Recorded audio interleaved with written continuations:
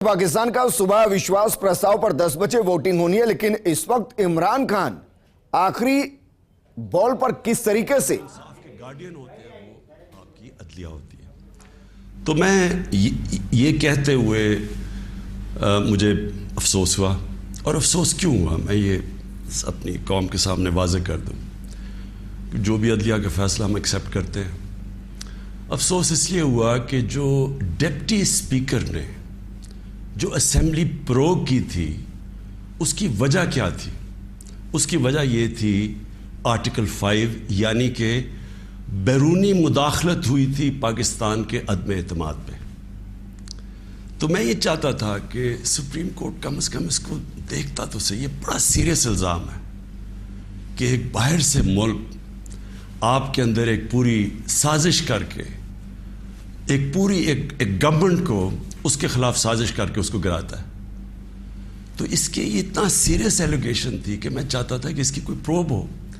कम से कम supreme court वो जो मुरासला है, जो डॉक्यूमेंट है, कम से कम उसको बुला के देख तो लेता कि क्या ये जो हम कह रहे हैं कि इतनी बड़ी साजिश है और रिजीम चेंज की कोशिश है, क्या हम सच बोल रहे हैं या नहीं बोल रहे हैं। तो मुझे थोड़ी सी मायूसी हुई क्योंकि ये इतना बड़ा इशू है और इसके ऊपर कोई सुप्रीम कोर्ट में बात नहीं हुई। और दूसरा मुझे अफसोस ये हुआ कि उतनी जल्दी जितना फैसला आया, जो 63A यानी कि जो खुलेआम हॉर्स ट्रेडिंग हो रही है, पॉलिटिशियंस के ज़मीर खरीदे जा रहे हैं, भेड़ बकरियों की तरह उनको बंद किया जा रहा है होटल्स में और उनकी कीमतें लगाई जा रही हैं।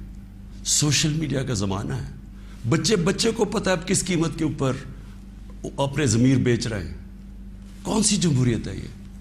कौन सी दुनिया की जमहूरियत में इस चीज़ की इजाज़त दी जाती है? और जो सबसे बड़ा इंसाफ का फोरम है अदलिया, उससे हम एक्सपेक्ट करते थे कि कम से कम इसके ऊपर और कुछ नहीं तो सो मोटो एक्शन लें, क्योंकि ये तो एक मजाक बन गया है पाकिस्तान की डेमोक्रेसी का। क्योंकि ये तो कहीं इतने खुलेआम तो मेरे ख्याल में बनाना रिपब्लिक्स में भी नहीं सियासतदान नहीं बिकते जो ये बिक रहे थे और बिक रहे हैं। और वो देखें अभी जो पंजाब में हो रहा है, कभी वो अवारी के अंदर लोग बंद हैं जनाब, उनको निकल रहा है गार्ड्स। तो ये तो कोई जमहूरियत नहीं है। लेकिन इससे जो सबसे तकलीफदेह चीज़ है कि देखिए एक कौम जिसकी 60% से ज़्यादा आबादी 30 साल की उम्र से कम है, ये हमारी यूथ है, ये हमारा फ्यूचर है। और फ्यूचर को आप अगर गाइड नहीं करेंगे, उनकी तरबियत नहीं करेंगे, उनकी अखलाकियात को उठाएंगे नहीं, इस तरह की चीज़ें करेंगे, तो वो भी ये समझेंगे कि अगर मुल्क के जो लीडरशिप है, ये रिप्रेजेंटेटिव्स हैं, ये अगर रिश्वत दे के लोगों को ख़रीद रहे हैं, कोई बिक रहा है, कोई ख़रीद रहा है, तो उनकी हम क्या मिसाल पैदा कर रहे हैं? यानी ये किस तरफ जा रहा है पाकिस्तान। और ये पहले भी यही शरीफ बरादरान ने शुरू की थी चांगा मांगा, आज से कोई 30-32 साल पहले। ये तब शुरू हुआ था ये भेड़ बकरियों की तरह सियासतदान को ख़रीदना, और तब से सियासत और नीचे गई है कि जैसे लोगों को ये पता चला कि ये बिक रहे हैं, लोगों से वोट लेके आ रहे हैं कि हम आपकी बड़ी खिदमत करेंगे, वहाँ जाके लोगों की वोट लेके अपने ज़मीर बेच रहे हैं। और फिर रिजर्व सीट्स वाले बिक रहे हैं। रिजर्व सीट्स तो एक तोहफा देती है एक पार्टी किसी को, वो बिके हुए हैं, वो खुलेआम बिक के और वो दूसरी तरफ गए हुए हैं। तो मैं सिर्फ एक अब एज अ पाकिस्तानी बात कर रहा हूँ कि जो एक ख्वाब देखता था और शुरू से कि एक बड़ा हमारा अजीम मुल्क बनेगा, और मेरी ये कभी ख्वाब नहीं गई मेरे से, मेरा ये बिलीफ है कि इस मुल्क ने बड़ा एक अजीम मुल्क बनना है, और ये एक स्ट्रगल है उस तरफ जाने के लिए। लेकिन ये बहुत बड़ा धचका लगता है उस स्ट्रगल को जब आप ये तमाशा देख रहे हैं। तो दोनों चीज़ें बड़ी सीरियस हैं मुल्क के मुस्तकबिल के लिए। तो मैं सिर्फ मेरी मायूसी यहाँ तक है, हमने अदलिया का फ़ैसला तस्लीम किया, लेकिन मैं इसमें ज़रूर मायूस हूँ कि ओपनली जब ये चीज़ें हो रही हैं पाकिस्तान में, इसके लिए कुछ सीरियसनेस नहीं है। यानी जो भी इंसाफ के इदारे हैं, जो हमारे पब्लिक है, वो ये जब तमाशा देख रही है, तो मैं एक्सपेक्ट करा कि कोई भी इसके ऊपर جو میں اور میری زندگی کتنے 20 گرمیاں گزری ہیں انگلینڈ میں، اور کافی اور بھی میں نے ٹائم گزارا، دنیا ٹریول کرتا تھا، کرکٹ میں ساری دنیا میں گیا ہوں. میں نے کبھی اس طرح کی چیز کسی بھی ویسٹرن ڈیموکریسی کے اندر نہیں دیکھی، کبھی سنا بھی نہیں ہے. نہ کوئی سوچ سکتا کسی کو خریدنے کا، نہ کوئی اپنے آپ کو اپنا ضمیر بیچنے کا سوچ سکتا ہے، کیونکہ معاشرہ اس کے خلاف کھڑا ہو جاتا ہے. جو میں نے اپنے لوگوں کو امر بالمعروف پہ بلایا تھا یہاں اسلام آباد میں، وہ اس لیے بلایا تھا کہ میں نے اپنی قوم کو یہ بتا رہا تھا آپ کی ذمہ داری ہے کہ جب آپ ایسی چیز دیکھتے ہیں، اگر آپ بدی کو کچھ نہیں کرتے، روکتے نہیں ہیں، وہ پھیل جاتی ہے معاشرے میں. وہاں جو میں نے دیکھا ہوا ہے ان معاشروں کے اندر جو مسلمان بھی نہیں ہیں، آپ یقین کریں جس طرح وہ امر بالمعروف پہ کھڑے ہوتے ہیں، میں تو کسی مسلمان معاشرے کو بھی اس طرح نہیں کھڑے ہوتے دیکھا. آپ ہمارے بیرون ملک پاکستانی ہیں، کبھی ان سے پوچھے تو صحیح کہ کس طرح وہ معاشرے اچھائی کے ساتھ کھڑے ہوتے ہیں، بدی کے خلاف ہوتے ہیں، حق کے اوپر کھڑے ہوتے ہیں، باطل کے خلاف کھڑا ہو جاتے ہیں، قوم کھڑی ہو جاتی ہے. جب برطانیہ میں 20 لاکھ لوگوں کے ساتھ میں نے بھی مارچ کی آج سے 20 سال پہلے عراق وار کے خلاف، تو برطانیہ کو فائدہ ہو رہا تھا عراق وار سے، وہ تیل کی جنگ تھی، لیکن لوگوں نے نکلے، انہوں نے کہا آپ بڑا غلط کر رہے ہیں، آپ جھوٹ بول رہے ہیں، تو قوم نکلی. یہ زندہ قوم کی نشانی ہے. تو میری آج اپنی قوم سے بھی یہ ہے کہ وہ، اور میں آپ کو بعد میں اس کے اوپر بھی آؤں گا جب میں اپنی تقریر ختم کروں گا کہ آگے ہم نے کرنا کیا ہے، لیکن میں اپنی قوم کو بھی کہتا ہوں کہ اگر آپ اس طرح کی چیز کہ ایک باہر سے سازش ہو کے گورنمنٹ گر رہی ہے اور وہ پلان کر کے پورا ایک پلاٹ ہے جس کے اوپر میں ابھی بعد میں بتاتا ہوں، تو یہ آپ نے اپنے آپ کو بچانا ہے. جو اپنے بچوں کا مستقبل بچانا چاہتا ہے اس ملک میں، آپ اگر اس کے خلاف نہیں کھڑے ہوں گے، کسی نے اور آ کے آپ کو نہیں بچانا. قوم کھڑی ہوتی ہے اس کے اوپر، یہ بدی کے خلاف. اب میں آتا ہوں جی، یہ جو مراسل ہے یہ کیا ہے. پہلے تو یہ سمجھیں اس کو ایک سائفر ایک ہوتا ہے. سائفر کا مطلب کیا ہے؟ سائفر یہ ہوتا ہے کہ ہماری جو ایمبسیز ہوتی ہیں باہر، وہ فورن آفس کو ایک کوڈڈ میسج میں سیکرٹ میسیجنگ کرتی ہیں کہ جو بھی ان کی انٹریکشن دوسرے ملکوں میں ہو رہا ہوتا ہے. وکی لیکس کا آپ کو سنا ہوگا چند سال پہلے، وہ کیا تھا؟ وہ یہی تھا کہ امریکن ایمبسیز جو اپنے سیکرٹ ڈاکیومنٹس بھیج رہی تھی، وہ کسی نے ان کو ایکسپوز کر کے وہ پبلک میں آ گئی، وہ وکی لیکس تھی. تو اسی طرح جو آپ کا یہ جو سائفر میسج آتی ہے، یہ ٹاپ سیکرٹ ہوتی ہے. کیوں نہیں میں وہ کاغذ پبلک میں دے سکتا؟ کیوں نہیں میں میڈیا کو دے سکتا؟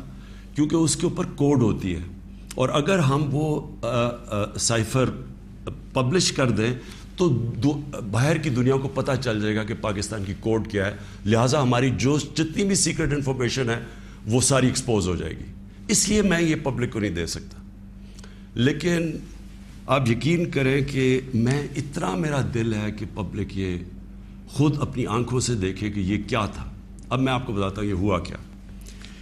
ہوا یہ کہ ہمارا امریکہ میں جو امبیسڈر تھا، اس کی ایک ملاقات ہوئی امریکن آفیشل کے ساتھ.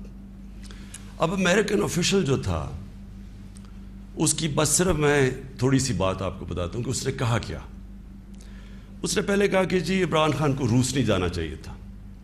وہ بڑا اس نے کوشش کی امبیسڈر نے بتانے کے لیے کہ اس کی وجوہات، ایک کنسنسس تھا، پہلے سے پلان بنا ہوا تھا، لیکن اس نے کہا نہیں، یہ صرف عمران خان نے فیصلہ کیا.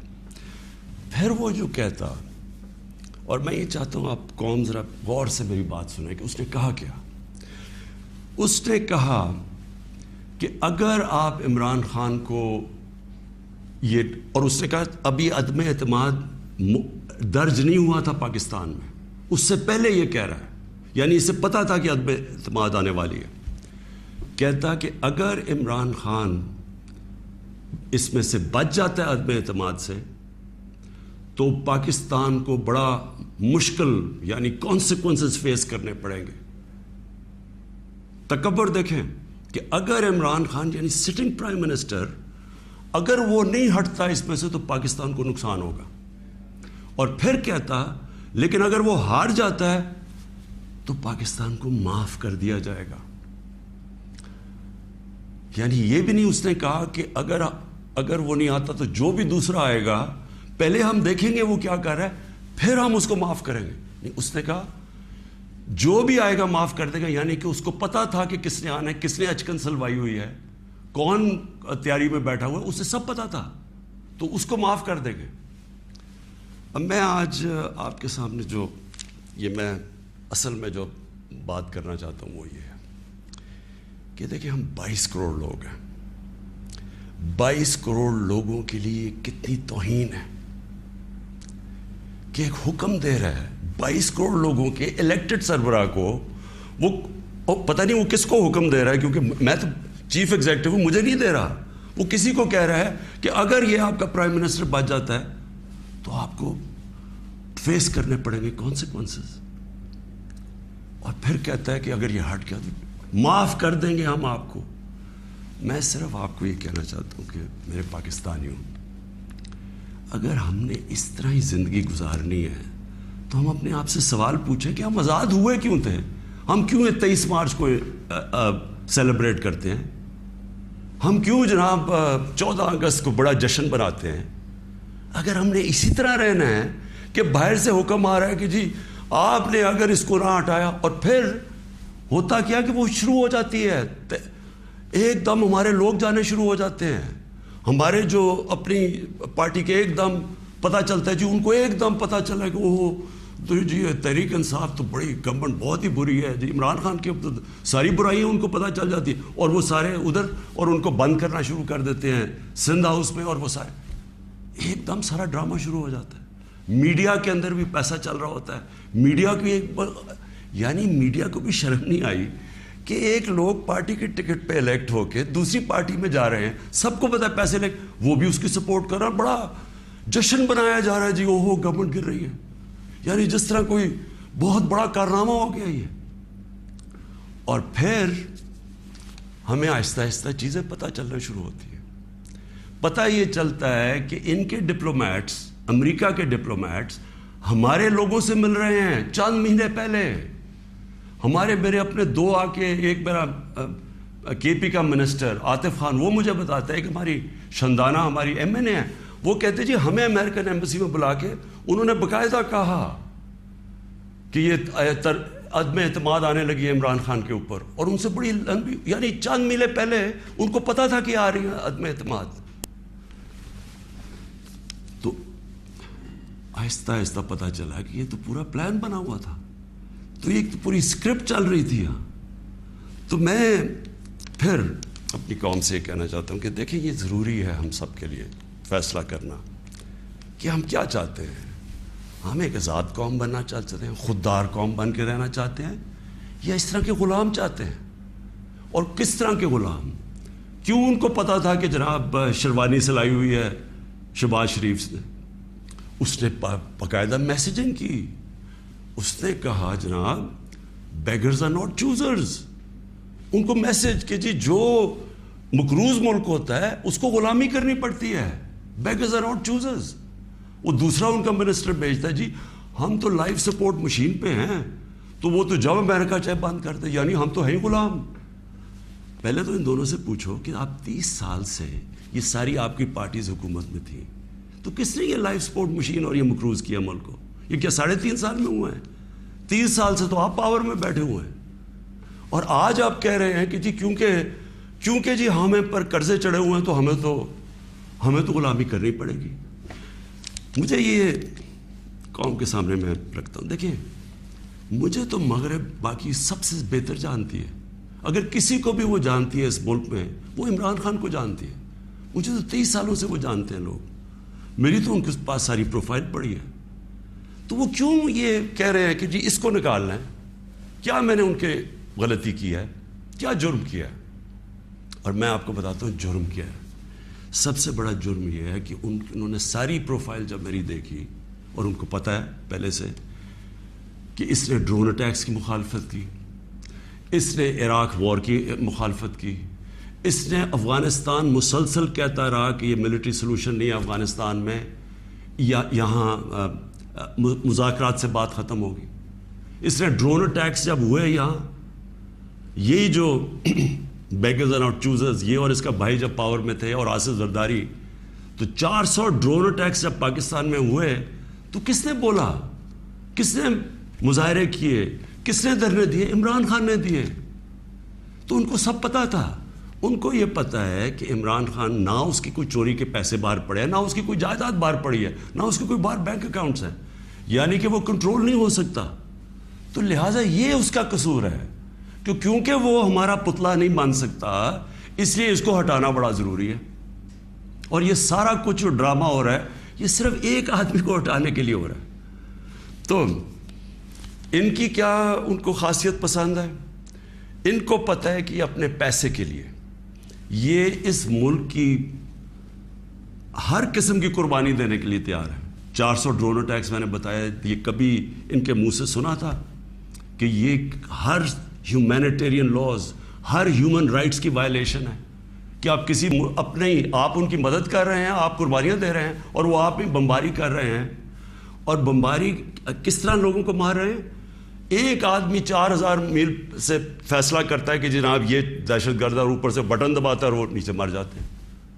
ادھر فلمیں بنی ہیں امریکہ کے اوپر, اس کے اوپر ایک میں نے فلم بھی دیکھی ہوئی ہے, یہ جو ڈرون اٹیکس کرتے تھے. کس میں کس کو, اب کابل میں ڈرون اٹیک ہوا تھا, پہلے رپورٹ آئی جی کہ پتہ نہیں 8 وہ آئیسل کے ممبرز مار گئے, دہشت گرد مار گئے. اگلے دن پتہ چلا جناب ایک آدمی اور اس کے بچے مار گئے.